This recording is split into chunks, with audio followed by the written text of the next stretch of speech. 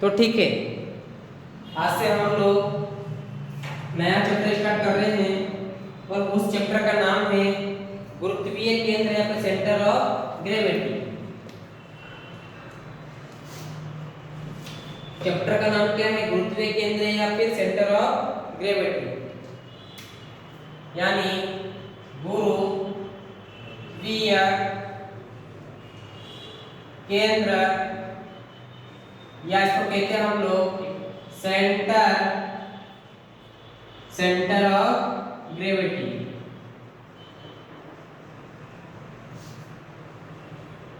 ठीक है, क्या होता है गुरुत्वीय केंद्र और सेंटर ऑफ ग्रेविटी?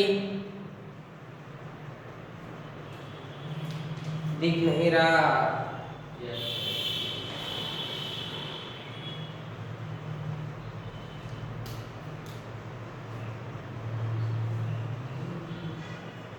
गुरुत्वीय केंद्र या इसको कहते हैं हम लोग सेंटर ऑफ ग्रेविटी। किसे कहते हैं हम लोग? तो ये हमारा नया चैप्टर है ना? ये हमारा कौन सा चैप्टर है? नया चैप्टर। क्या होता है? सबसे पहले तो हम लोग ये देखते हैं कि गुरुत्वीय केंद्र या सेंटर ऑफ ग्रेविटी होती क्या है। तो हम जानते हैं कि जो प्रत्येक पिंड होते हैं ना, बहुत सारे जो पिंड होते हैं, जो पिंड या फिर इसको बोल सकते हैं हम लोग बॉडी, बहुत सारे छोटे छोटे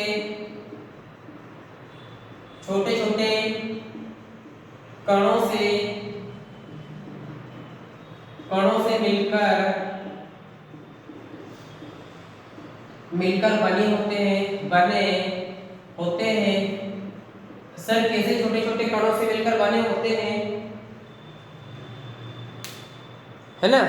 सर कैसे छोटे छोटे कणों से मिलकर बने होते हैं? अगर उदाहरण की बात करूं मैं कि सर ये मेरे पास क्या पेन, ये मेरे पास क्या है? एक पेन है।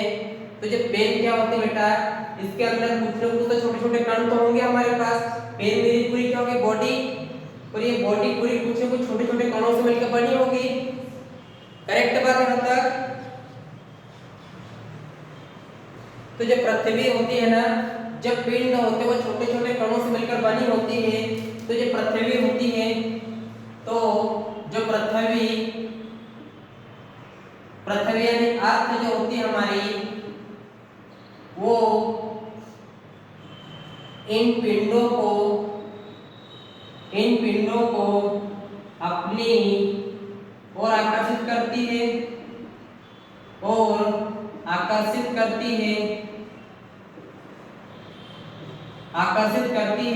बोले सर कैसे करती है? मान लो जो पेन को हमने छोटे छोटे कणों से मिलकर बना दिया, बन क्या गया हमारे पास? पिंड यानी बॉडी। और इस पिंड को पृथ्वी अपनी ओर आकर्षित करती है। अगर पेन को अगर मैं यहाँ पर छोड़ता हूँ, तो पेन मेरे क्यों नीचे आती है? क्यों? क्योंकि पृथ्वी के ऊपर कुछ न कुछ बल इसको खींचने की कोशिश कर रहा है। क्यों? पेन मेरी तैरी क्यों नहीं? अरे पेन तैरना भी तो चाहिए, लेकिन पेन मेरी तैरी इसलिए नहीं बेटा क्योंकि इसको पृथ्वी हमारे तरफ कुछ उसको नीचे की तरफ खींच रही है। ठीक है,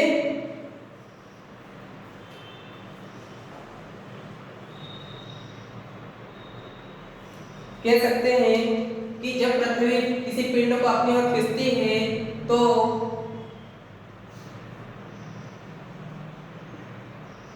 पृथ्वी का,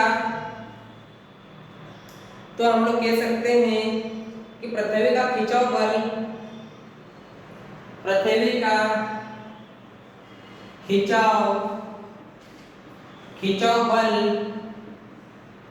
या इसको कहेंगे हम लोग फोर्स ऑफ अट्रैक्शन।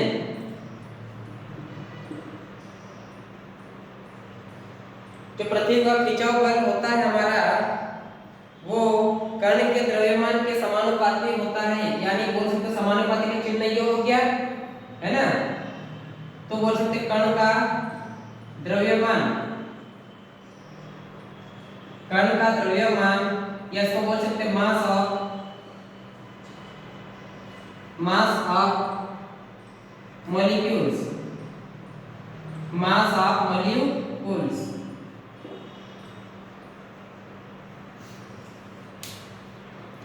अब अपने को लिखना कैसे है ये देखो, अगर कुछ ध्रुवीय केंद्र किसे कहते हैं तो जो पिंड होता है हमारा वो अत्यंत छोटे छोटे कणों से मिलकर बनता है। तो इसी छोटे छोटे कणों को जो पृथ्वी होती है वो पिंड को अपनी ओर खींचने की कोशिश करती है। किस लिए करती है सर? जो पिंड को पृथ्वी अपने ओर खींचने की कोशिश करती है तो जो पृथ्वी का जो खिंचाव बल होता है ना, हमेशा जो पृथ्वी का खिंचाव बल होता है वो कण के द्रव्यमान का समानुपाती होता है। अगर जैसे जैसे मेरा कण का द्रव्यमान बड़ा होगा, जैसे जैसे मेरा कण का द्रव्यमान बड़ा होगा बेटा खिंचाव बल भी उतना ही बढ़ेगा मेरा। बोले सर कैसे? अगर यहीं पर अगर पेन को मैं छोड़ता हूँ तो पेन थोड़ी धीरे से आएगी नीचे, लेकिन इसी जगह अगर मैं किसी भारी चीज को छोड़ूंगा तो भारी फट से आएगी ना नीचे। क्यों? क्योंकि पृथ्वी का खिंचाव बल मेरा बढ़ गया और कण का द्रव्यमान जितना छोटा होगा पृथ्वी का खिंचाव बल उतना ही कम होगा। बात समझ में आ रही है? अगर मैं एक देखो, एक ये मेरी रुमाल है और एक मेरा पेन है, इन दोनों चीजों को छोड़ता हूं मैं तो सबसे पहले मेरा कौन आए? पेन आई। क्यों सर? क्योंकि पेन के अंदर जो कणु है, पेन के अंदर जो कण का द्रव्यमान है ना वो ज्यादा है तो पृथ्वी का खिंचाव बल भी ज्यादा हो गया मेरा। और रुमाल के अंदर जो कण का द्रव्यमान कम है यानी पृथ्वी का खिंचाव बल भी मेरा कम है। ठीक है?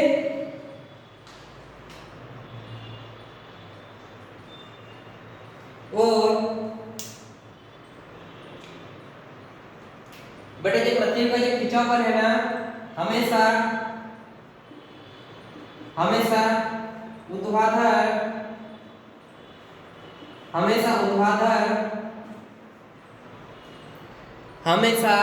ऊर्ध्वाधर नीचे की तरफ यानी वर्टिकली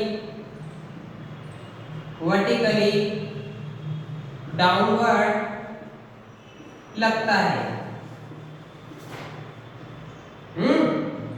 अरे मेरी बात सुनो, जो पृथ्वी का खिंचाव बल हमेशा ऊर्ध्वाधर नीचे की तरफ है, डाउनवर्ड वर्टिकल डाउनवर्ड मतलब नीचे को आ रहा है मेरा, ऐसा थोड़ी कि ऊपर ही भागेगा मेरा ये, तो हमेशा ऊर्ध्वाधर नीचे की तरफ लगेगा। कौन सा? पृथ्वी का खिंचाव बल है ना।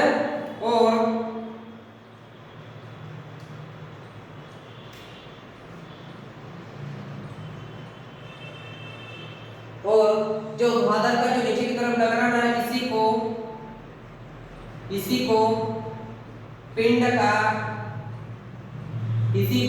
का भार या वेट ऑफ बॉडी करते हैं। जैसे हम लोग फ्रिक्शन में पढ़ रहे थे सर, वेट ऑफ बॉडी को हमसे नीचे लगा देते हैं हमेशा, तो बेटा तो किसके कारण है? ऊर्ध्वाधर नीचे डाउनवर्ड के कारण। किसके कारण? पृथ्वी के खिंचाव बल के कारण, है ना। तो अगर कोई पूछता है कि गुरुत्वाकर्षण केंद्र की परिभाषा बताइए तो क्या हम लोग इसको लिख सकते हैं? लिख सकते हैं ना। कैसे लिखना है सर? जो कोई भी बॉडी अत्यंत छोटे छोटे कणों से मिलकर बनी है, इन्हीं कणों को पृथ्वी अपनी ओर आकर्षित करती है और वो किस बल के कारण? पृथ्वी का खिंचाव बल हमेशा कण के द्रव्यमान के बराबर होता है और जो पृथ्वी का खिंचाव होता है वो हमेशा ऊर्ध्वाधर वर्टिकल नीचे की तरफ लगता है और जो ऊर्ध्वाधर नीचे की तरफ लगता है उसी पिंड को हम लोग भार या वेट कहते हैं। ठीक है?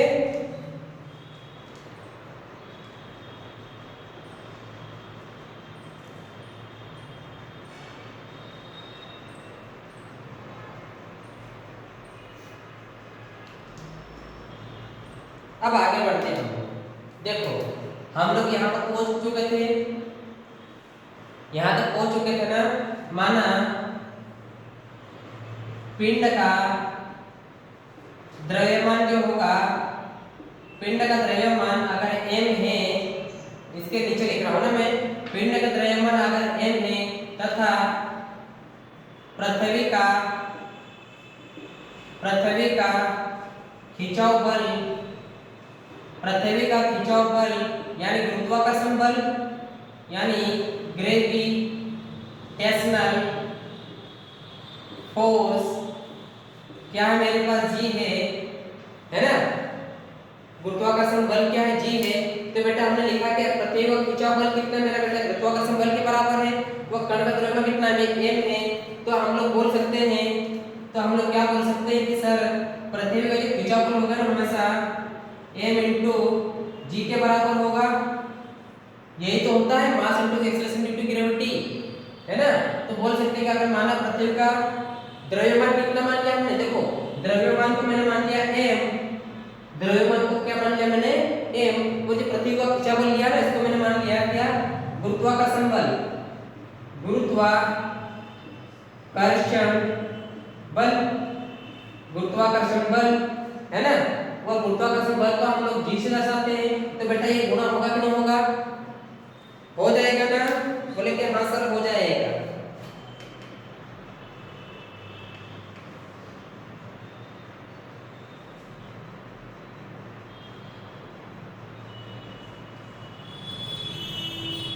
इतना होता हुआ फ्लो,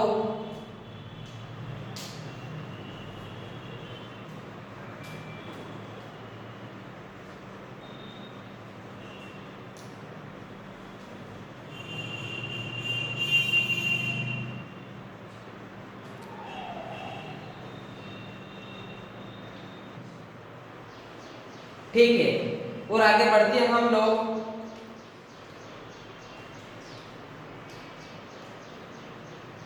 इसको मैं रब कर रहा हूं अभी।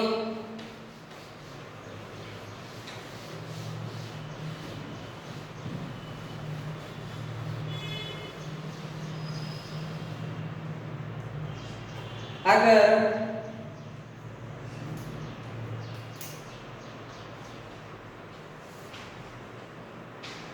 ये मेरा कोई एक पिंड है, ठीक है, ये मेरा एक कोई पिंड है और बेटा इस पिंड के ऊपर बहुत सारे मेरे क्या कण हैं, और अगर कोई पिंड है या एक कोई बॉडी है उसमें बहुत सारे कणों से मिलकर बनी होती है, होती कि नहीं होती है, होती है ना।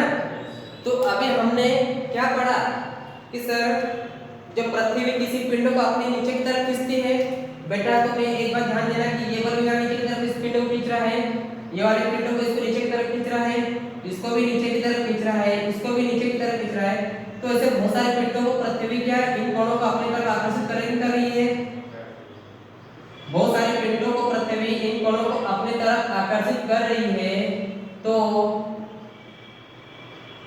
कर रही है ना। जिसे मान लीजिए कण हो गया इनको भी खींच रही है, ये कण इसको भी नीचे खींच रही है, ठीक है। यदि किसी पिंड के विभिन्न कणों और पृथ्वी के बीच की दूरी समान हो तो इन पर लगने वाले बल का समांतर बल अनुदिश कार्य करता है। अब इसका कहने का मतलब ये है कि अगर किसी पिंड के विभिन्न कणों और पृथ्वी के बीच की दूरी समान हो, देखो पृथ्वी या अर्थ तथा कणों की बीच की दूरी, कणों के बीच की दूरी कैसी हो, समान। समान का मतलब बेटा ये है कि समान का मतलब ये है कि सर ये मेरे पास एक बॉक्स है, बॉक्स है कि नहीं है बेटा, इसका निचले सतह पे मेरा कुछ न कुछ कण से मिलकर बना के नहीं बना है, बना है बेटा। आप इसको ध्यान से देखो, सर एक कण मेरा यहाँ पर होगा तो उसकी दूरी पृथ्वी के बीच की दूरी समान है कि नहीं है, सर एक कण यहाँ पर भी होगा, एक कण यहाँ पर, तो उसके बीच की दूरी समान है कि नहीं है, तो हमने वही वैसे ही बना दिया है यहाँ पर, ठीक है। तो पृथ्वी और कण के बीच की दूरी हमारे पास कैसी है, समान है।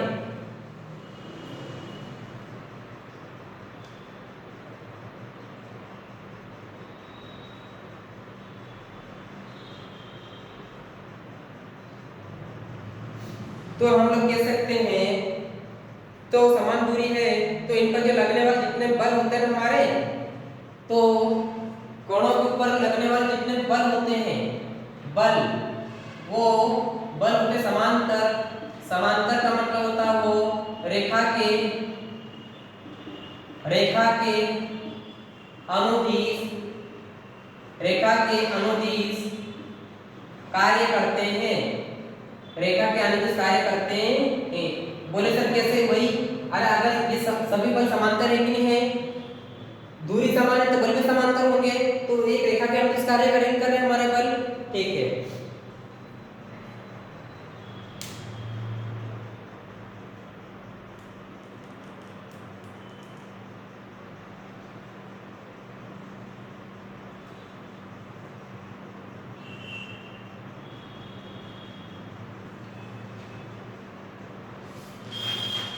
तो हम लोग कह सकते हैं कि सर रेखा के अनुदिश कार्य करते हैं और ये रेखा के अनुदिश जितने भी बल कार्य करते हैं ना, इन बलों को कहते हैं हम लोग समांतर सदृश बल। समांतर सदृश बल क्या होता है? पैरेलल लाइक फोर्स बल कार्य करते हैं। तो बेटा एक बार ध्यान देना, तो यहाँ पर इसका ये मान लो कि गुरुत्वाकेंद्र बल है। अब मेरी बात ध्यान से सुनना, सर इन सभी बलों को मैं एक साथ जोड़ सकता हूँ, जोड़ सकते ना आप लोग? ठीक है सर, अगर इन बलों को जोड़ सकते बेटा तो उसको बोलते हैं ये जी, और जी हमेशा कहाँ पर लग रहा है? जी जो होता है m × g गुरुत्वाकर्षण बल, ठीक है। और जो जी होता है, जी हमेशा एक ही पिंड का केंद्र बिंदु होता है और इसी केंद्र बिंदु को और इसी जी को हम लोग सेंटर ऑफ ग्रेविटी या फिर गुरुत्वीय केंद्र कहते हैं। और इसी चीज को हम लोग क्या कहते हैं? गुरुत्वीय केंद्र कहते हैं। उम्मीद करता हूं आप लोगों को समझ में आ गया होगा।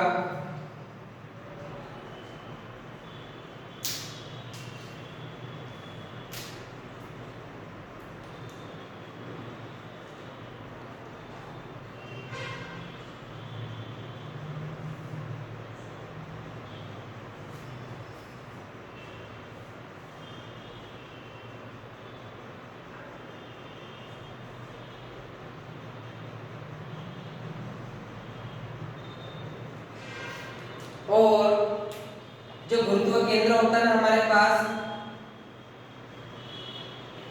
जो सेंटर ऑफ द ग्रेविटी होते हैं ना हमारे पास, इस पर पिंड का संपूर्ण भार लगता है। इन पर पिंड का संपूर्ण भार लगता है। तो ये बात हम लोगों को ध्यान में आ गई है कि सर सेंटर ऑफ ग्रेविटी क्या होती है। तो जिस बिंदु पर हमारा पिंड का संपूर्ण भार लगता है ना, उसी को हम लोग गुरुत्वाकेंद्र कहते हैं।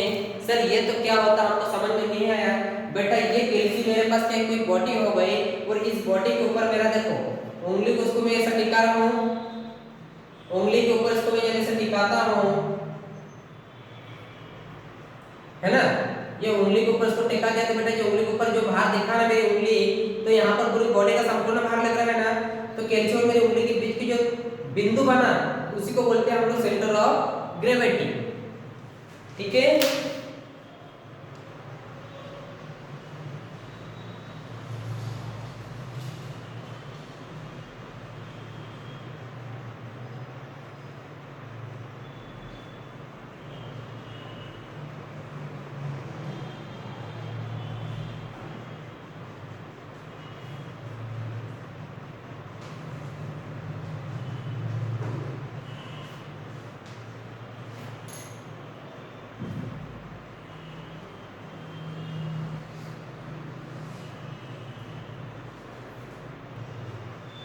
आगे बढ़ते हैं हम लोग और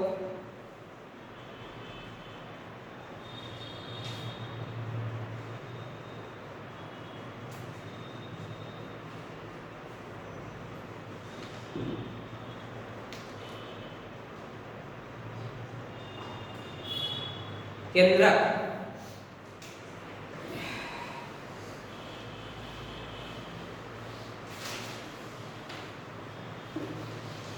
प्रश्न हमारा यहाँ से अभी चेंज हो चुका है ना। प्रश्न ये कहता है कि भैया केंद्रक किसे कहते हैं? केंद्रक या इसको कहते हैं हम लोग सेंट्रोइड। केंद्रक या फिर इसको कहते हैं हम लोग क्या? सेंट्रोइड। ठीक है, केंद्रक या फिर इसको कहते हैं हम लोग सेंट्रोइड। समतल आकृतियां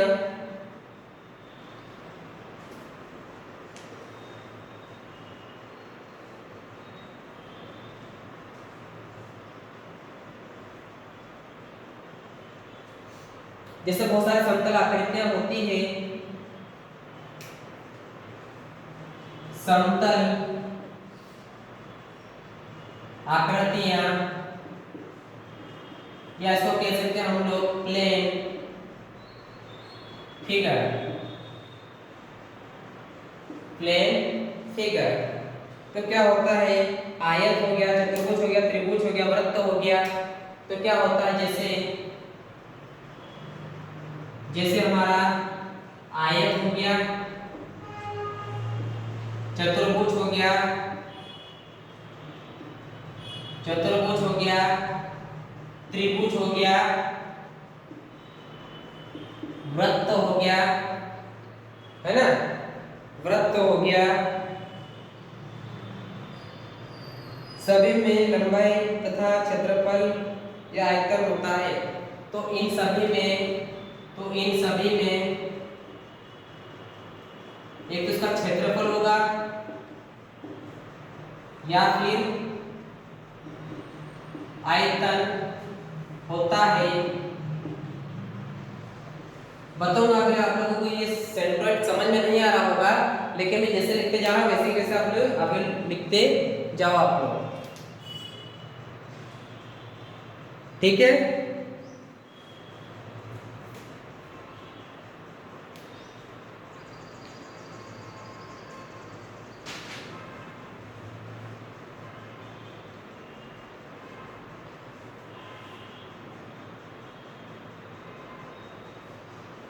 तो बोल सकते हैं केंद्र क्या होता है कि वह बिंदु जहां संपूर्ण क्षेत्रफल हो गया, संपूर्ण क्षेत्रफल हो गया,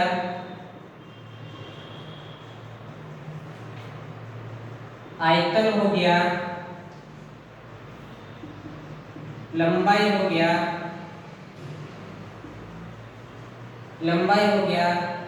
सकेंद्रित इसको कहते हैं हम लोग कंसंट्रेशन होता है, कंसंट्रेशन होता है, उसी को हम लोग उसे ही केंद्रक या फिर सेंट्रोइड कहते हैं। बेटा एक बात जो क्षेत्रफल हो गया हमारा, आयतन हो गया, लंबाई, सभी बिंदु एक ही बिंदु पर मिलते हैं ना, सभी जितने भी यूनिट्स हो गए ना इकाई हमारी एक ही बिंदु पे आके मिलते हैं, तो इसी बिंदु को हम लोग सेंट्रोइड कहते हैं। इतना होता है आप लोग।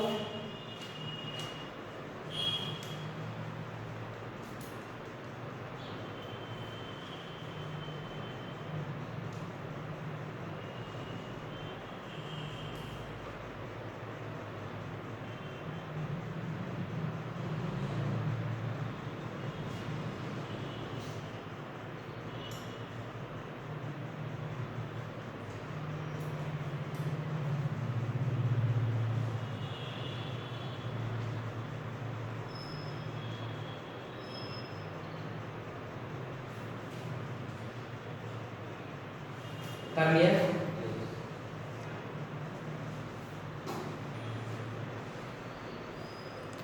आप देखो आगे बढ़ते हैं हम लोग। सर गुरुत्वीय केंद्र और केंद्र या फिर सेंटर ऑफ ग्रेविटी और सेंट्रॉइड में अंतर बताइए, ठीक है। इनमें क्या बताना, हम लोगों को अंतर बताना है। जैसे हम लोग जानते हैं गुरुत्वाकर्षण केंद्र पहला पॉइंट ये कहता है कि यह पिंड भार से संबंधित होता है। सर अगर मेरा कोई पेन है तो पेन को आप लोग मान लो गुरुत्वीय केंद्र, पेन को क्या मान लो आप लोग गुरुत्वीय केंद्र मान लो, और एक कागज का टुकड़ा ले लो आप, एक पेन है इसको मान लो सेंटर ऑफ ग्रेविटी, और सेंटर किसको ले लो आप, एक कागज का टुकड़ा ले लो, ठीक है। तो बोलते हैं कि सर ये भार से संबंधित, क्योंकि पेन का भार होता है हमारे पास, पेन का क्या भार होता है।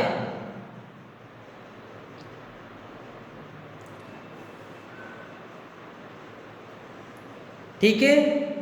दूसरी बात सर, यह केवल समतल आकृतियों के क्षेत्रफल से संबंधित, जैसे द्रव्यमान पर नहीं, कागज का कोई द्रव्यमान होता ही नहीं बेटा, एक बार ध्यान देना आप लोग। अगला पॉइंट ये कहता है कि यह वास्तविक भौतिक पिंड से संबंधित है। भौतिक पिंड का मतलब होता है कि कोई पिंड है कि बॉडी हो गई है तो भौतिक पिंड हो गए। भौतिक क्या होता है? जिसको हम देख सकते हैं, जिसको हम लोग छू सकते हैं। लेकिन बेटा ये ज्यामितीय आकृति से संबंधित होती है, ज्यामितीय आकृति से यह संबंधित होती है। अगली बात करें, इसके लिए 3 अक्ष की आवश्यकता होती है। सर अगर ये मेरा कोई पिंड है तो ये तो मेरी क्या एक्स एक्सिस हो गई, ऊपर क्या वाई एक्सिस हो गई, इसकी जेड एक्सिस पे निकलेगी क्योंकि ये ठोस पिंड है ना मेरा। और जहां पर समतल पिंड होते हैं वहां तो एक्स एक्सिस और वाई एक्सिस दोनों की जरूरत पड़ती है हमारी, और इसमें हमको 3 अक्ष की जरूरत पड़ती है। ये एक्स एक्सिस हो गई, ये वाई एक्सिस हो रही है हमारी जेड एक्सिस। इसको सेंटर सीजी के द्वारा दर्शाया जाता है, इसको सीजी के द्वारा दर्शाया जाता है, जबकि इसको जी के द्वारा दर्शाया जाता है।